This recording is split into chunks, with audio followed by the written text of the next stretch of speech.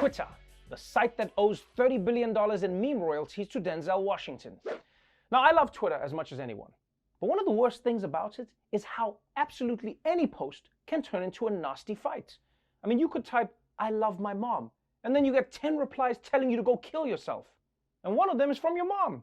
Well, now, Twitter is trying to make things a little more civil. There's more changes on the way for Twitter. The tech company is rolling out a feature that will automatically detect mean replies, and then it prompts people to review the replies before they send them. Users will have 3 options from there. You can either tweet the message as is, edit it, or delete it altogether. It gives you time to think before you tweet, kind of revisit it. That's right, people. Twitter is introducing a new feature that will tell you if your tweets are too mean, or if they're about Ted Cruz, not mean enough. The problem with this idea is that if you're on Twitter, well, you've already decided you're going to act like a dick. I mean, that's what Twitter is for. It would be like if the waiter at the Cheesecake Factory asked you if you're sure you want to order a meal that's 12,000 calories. My man, I'm here, aren't I? Why you think I came here? To think about my life choices? Nah, just bring the food. And honestly, guys, I don't even know if Twitter's algorithm is going to be smart enough to flag which tweets are mean.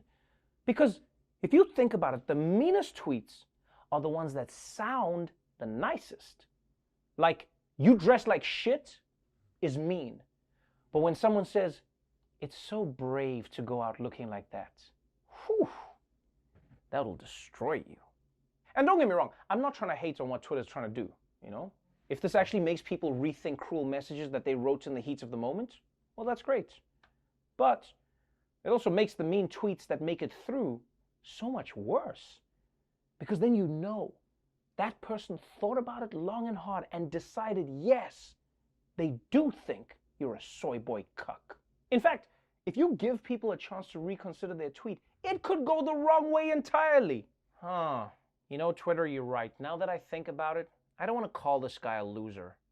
I want to call him a punk-ass bitch with a dumbass face that... Let's move on now to some international news coming out of Belgium. It's a country that is so much more than just waffles. Like, they have... And while there's not usually much news coming out of Belgium, one man there has just sparked a major diplomatic incident. A Belgian farmer taking the concept of country pride a bit too far. He moved a stone on his property some 7 feet to make room for a tractor, inadvertently shifting the border with France, making his country bigger and France smaller.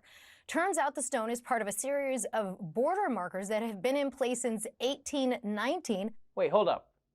Europeans can just arbitrarily move their own border lines around? Huh. I thought they only did that to Africa. Man, this is such a fun story, though, because I love the idea that countries mark their borders like kids playing soccer in a park. Okay, the goal is between the trash can and the tree. And that book bag over there, that's where Germany starts. And you know, as much as it makes me feel better that even countries have been getting bigger during the pandemic, are we sure this was an accident? I mean, maybe this is just Belgium's slow plan to take over the world. You know, everyone's like, oh, it's just 7 feet, let them have it. And then a year later, it's another 7 feet, and then another 7 feet, and then one day we'll just be like, was Tokyo always a part of Belgium? Huh, feels like it wasn't.